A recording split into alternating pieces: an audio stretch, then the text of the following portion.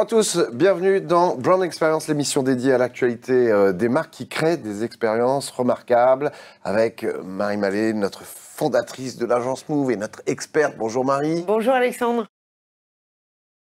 Retail Week qui s'est déroulé les 18 et 19 septembre dernier. Dans l'épisode 1, on vous avait proposé des pépites dénichées par Marie, trouvées sur ce salon. Et bien aujourd'hui, dans ce deuxième épisode, Marie, vous avez invité l'une d'entre elles, NNC, avec Alexandre Tristo. Bonjour Alexandre. Bonjour Alexandre, bonjour Marie. Bonjour Alexandre. Merci beaucoup d'être sur notre plateau. C'est Marie qui vous a trouvé dans le salon et qui a eu un coup de cœur. Pourquoi Marie? Oui, alors pourquoi? Parce que c'est une solution qui est vraiment nouvelle, qui permet en fait d'automatiser la mise en vente de produits de seconde main et qui s'appuie vraiment, qui a trois leviers en fait, tant la supply, tout ce qui est optimisation de la logistique, évidemment c'est la RSE aussi, et puis c'est la mise en avant de produits. Alors Marie, justement, on avait à cœur de recevoir Alexandre sur ce plateau parce qu'on a plein de questions à lui poser. Oui, parce que ça sera le meilleur pour parler de sa solution qu'on trouve fantastique. Alors Alexandre, comment vous est venue l'idée d'NNC? L'idée, elle est assez simple. Avec mon associé Jafar, on a deux femmes. Et nos femmes, en fait, elles avaient des expériences déceptives. Deux femmes chacun? Une femme chacun. Ah oui, pardon. Et c'était une expérience déceptive pour elles, sur Vinted notamment, alors qu'elles étaient fans de la seconde main. Et au niveau de la déception, en fait, il y avait déjà tout ce qui était l'expérience de revendre la seconde main, donc faire les photos, le descriptif, ça prend beaucoup de temps. Ah ouais, moi j'ai testé, c'est un enfer. Voilà, et en plus, il faut faire les négociations, on ne gagne pas beaucoup d'argent, clairement. Et puis au niveau de l'achat aussi, acheter une robe blanche, quand elle est posée sur une couette blanche, on ne voit pas trop ce que c'est. Des trous de cigarettes qui ne sont pas forcément décrits, des odeurs. Voilà, alors qu'elle voulait vraiment faire de la seconde main. Et donc on s'est dit avec Jafar, il faut qu'on fasse quelque chose et qu'on va essayer de vendre de la seconde main comme du neuf. Et pour ça, en fait, il fallait vraiment qu'on soit en maîtrise du produit. Mais le problème, en fait, sur la seconde main, en étant en maîtrise du produit, c'est la rentabilité. Il faut faire des opérations qui peuvent prendre du temps, qui sont chronophages. C'est-à-dire des opérations? Il faut faire comme on fait en tant que particulier. Les photos, le descriptif, la mise en ligne. Et tout ça, les retailers ou les marques, elles n'y arrivent pas. Et elles sont confrontées à un problème qui est vraiment la rentabilité. Et de l'autre côté, c'est améliorer l'expérience d'achat avec des belles photos, des beaux descriptifs, comme elles pourraient vendre leur seconde main, comme leur collection neuve. C'est uniquement du B2B ou vous faites B2C aussi? Alors non, nous c'est vraiment le B2B. Nos solutions s'adressent vraiment aux retailers pour leur permettre, retailers et marques, pour vraiment leur permettre en fait d'embrasser ce nouveau marché qui est en pleine croissance. Alors, de quand date votre premier client? Qui est-il et comment finalement s'est fait le match? Alors nous, on a créé NNC il y a 3 ans. Au début, les gens ne comprenaient pas vraiment ce qu'on faisait. Et en fait, il a été logique de se pencher directement vers le textile. Oui. Et donc, on a été voir un des plus gros fripiers français et européens en lui disant on a une solution pour vendre toute votre fripe en ligne. Et ça faisait sens parce qu'il y avait beaucoup de volume, des pièces avec lesquelles on n'avait pas forcément de données. En fait, il n'y a pas d'étiquette, c'est des vieilles pièces des années 80, 90, elles ont plus de 20 ans. Et l'objectif vraiment, c'était de les accompagner en fait à pouvoir vendre cette fripe en ligne. Et vous les avez contactés? Comment s'est fait la rencontre? Alors la rencontre, elle s'est faite, oui, on les a contactés en disant vous vendez déjà en magasin, on a une solution pour vous d'embrasser le digital.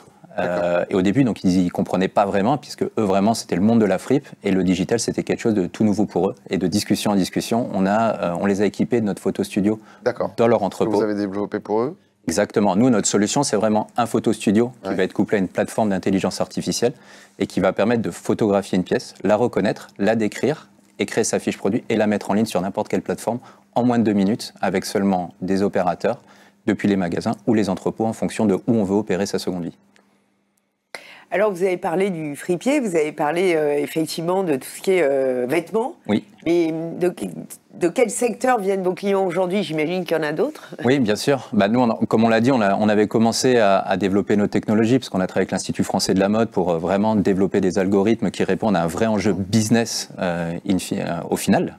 Mais là, aujourd'hui, on se développe sur l'électroménager avec Riconomia Boulanger. Et puis, on a des discussions très avancées aussi bien sur le bricolage, le meuble, le jouet, en fait, tous les biens de consommation qui nécessitent une fiche produit et de la photo pour la vente en ligne.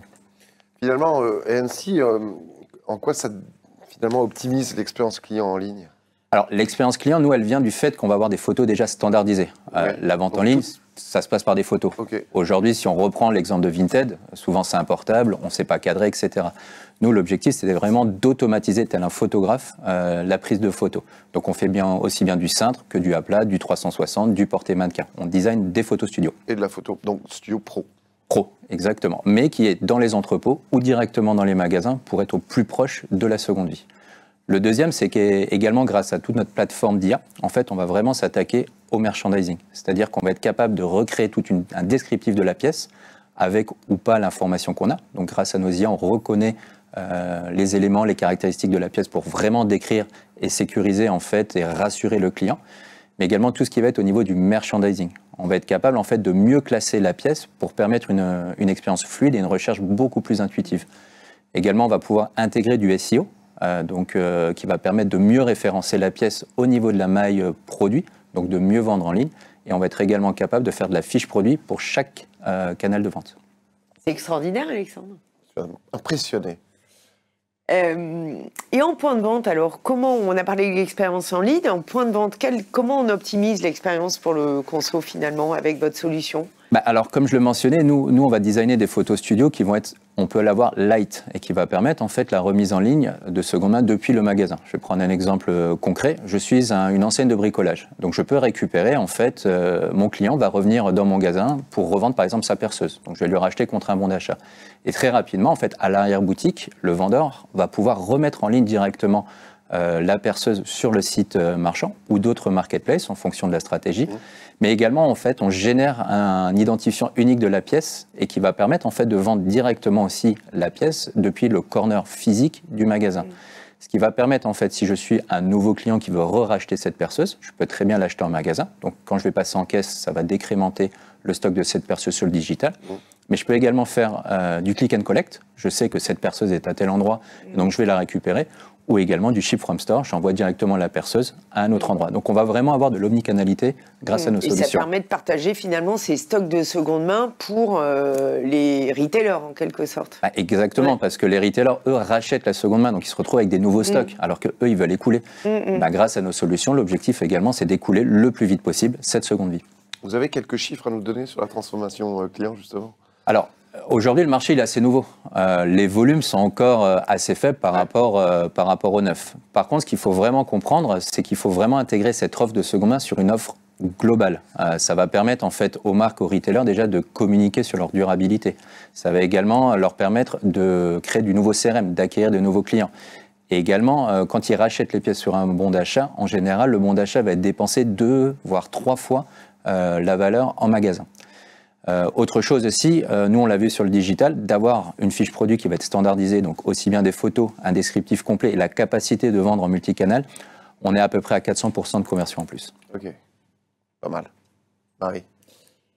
Alors c'est fantastique ce que fait Nancy. Comment vous projetez Nancy dans le futur? Quelles sont les perspectives de développement pour la marque, pour l'entreprise? Nous, on va déjà développer sur d'autres verticales. Notre objectif, c'est vraiment d'apporter nos solutions à l'ensemble des verticales qui nécessitent des photos, donc tous les biens de consommation qui vont nécessiter des photos, des descriptifs et la remise en circulation. On voit également 2 types de seconde vie, on va dire. On va avoir la seconde vie dans les magasins, qui peut s'opérer directement dans les magasins avec potentiellement des volumes, mais qui ne sont pas non plus des très grands volumes. Mais également, nous, on s'adresse beaucoup aussi à la logistique, en fait, à tous les entrepôts qui sont derrière cette seconde vie, et qui va permettre en fait aux marques et retailers, d'écouler leur seconde main, donc ce qu'ils ont racheté, mais également de remettre en circulation tous les stocks qui n'étaient pas forcément valorisés. On parle d'invendus, de retours produits, de pièces avec défaut. Et donc voilà, nous, c'est vraiment de développer également cette seconde vie dans les entrepôts avec les logisticiens. Alors, dans le premier épisode que je vous invite à regarder sur News et Expérience Client, Marie, vous nous aviez dit que vous étiez quelque part un petit peu déçu parce qu'il y avait grosso modo 80% de solutions de paiement qui 70, 80, oui, voilà, on n'est pas 10% près. C'est mon dernier prix qu'on avait. J'aimerais bien avoir votre avis, vous Alexandre, qui étiez sur le salon tout du long. Quelle impression vous avez? Qu'est-ce que vous en avez pensé de cette édition 2024? Alors nous, c'était la première fois déjà qu'on participait à Paris Retail Week. Donc je rejoins un petit peu Marie sur le fait qu'il y avait beaucoup de solutions de paiement. Ouais. Par contre, nous, on a été identifié en fait sur les différents tours du salon. Donc que ce soit le tour de l'innovation, le tour de la supply, le tour de la RSE.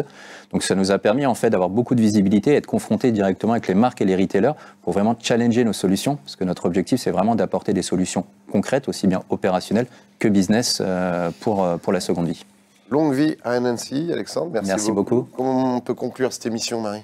Le salon a montré que le futur du commerce reposait vraiment sur l'hybridation intelligente entre la techno avancée, notamment tout ce qui est IA, et l'intelligence humaine. Et c'est vraiment le bon équilibre des deux qui va permettre demain de réellement optimiser l'expérience client, qu'elle soit digitale, qu'elle soit physique ou finalement qu'elle soit digitale.